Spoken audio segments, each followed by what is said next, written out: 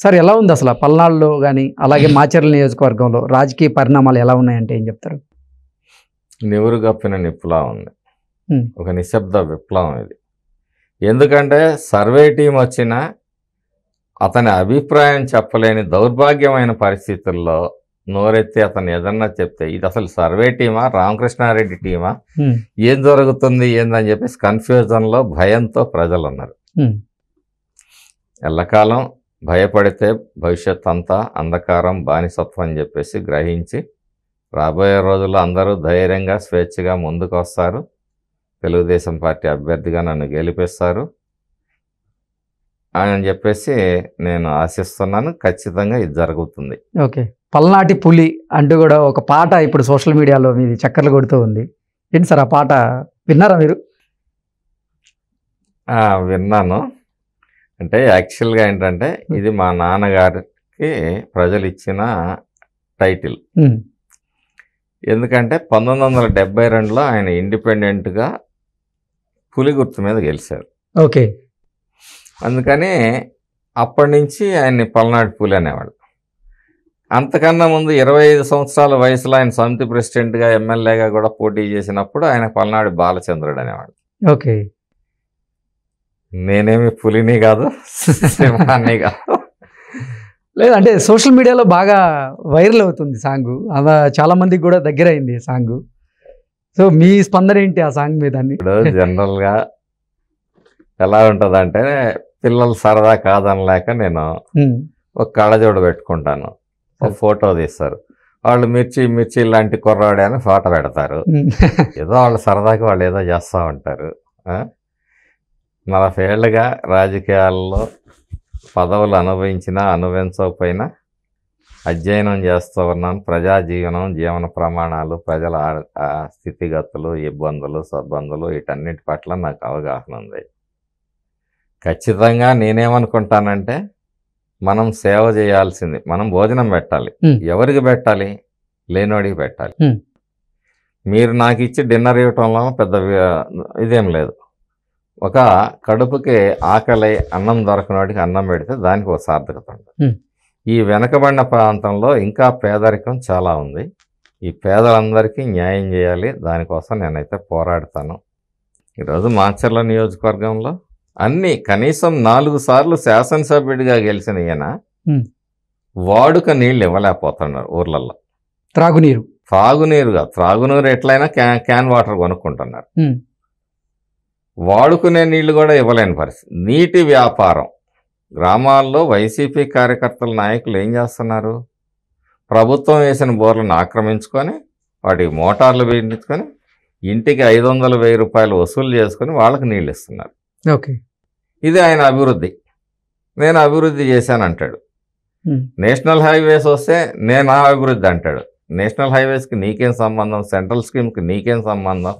నువ్వేం చేసావు? ఎన్ని కిలోమీటర్ల రోడ్లు వేసావు? గుంతలమయం. మరి ఇవన్నీ గమనిస్తున్నటువంటి మాచర్ల నియోజకవర్గ ప్రజలు ఈసారి తిరుగుబాటుకి సిద్ధం అవుతారా? అదే చెప్పాను, తిరుగుబాటు మనస్తత్వం అందరికీ ఉండదు. అందరూ ఇయ్యారు. అవకాశం వచ్చినప్పుడు ఎవరి ఇది వాళ్ళు చూపిస్తారు. ఎందుకంటే ఒక రామకృష్ణారెడ్డి, జగన్మోహన్ రెడ్డి, ఇద్దరిలో జగన్మోహన్ రెడ్డి వలన ఏదైనా బాగుపడి ఉంటే ఈ ప్రజలు అటన్న ఆలోచిస్తారనుకుందాం.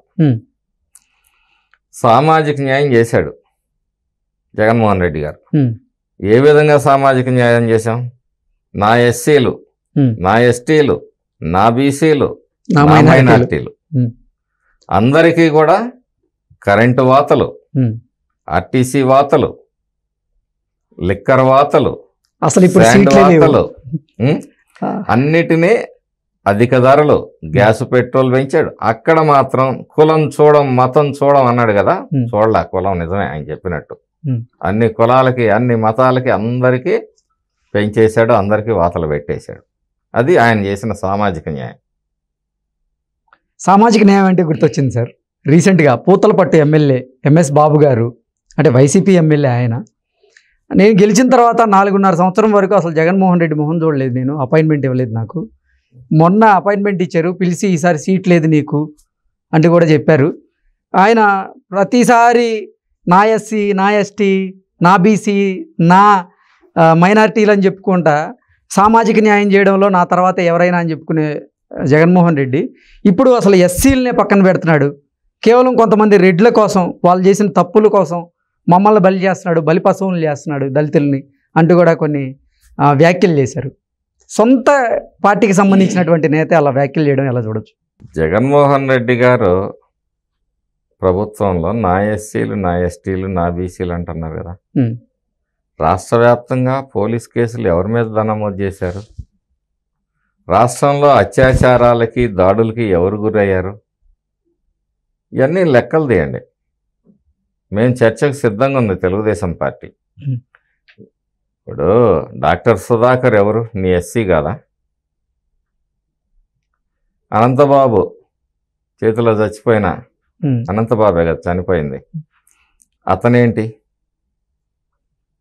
ఒక డాక్టర్ గౌరవనీయ వృత్తిలో ప్రజలకు సేవ చేస్తూ ఒక ఎస్సీ సామాజిక వర్గం నుంచి కష్టపడి చదువుకుని ఒక స్థాయికి ఎదిగిన వాడిని అమానుషంగా సభ్య సమాజం కూడా నిజంగా ఈరోజు ఈ మాట చెప్పటానికి చాలా బాధగా ఉంది.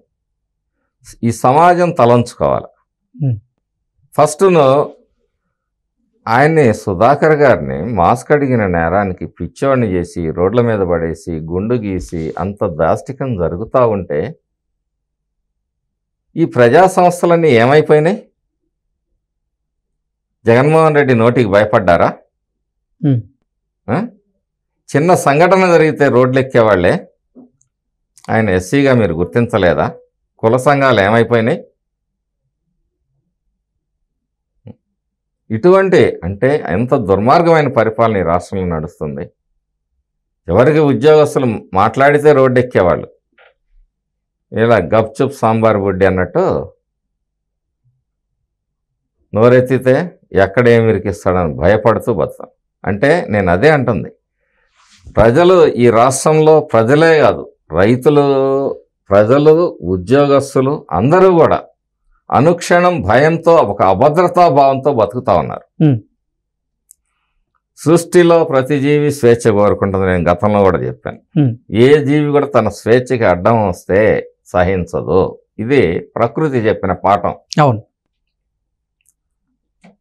కాబట్టి జగన్మోహన్ రెడ్డి గారి పరిపాలనలో ఏ ఒక్క వర్గం, యువజన, శ్రామిక, రైతు పార్టీ ఏ వర్గాన్ని నువ్వు సంతృప్తి పరిచావు?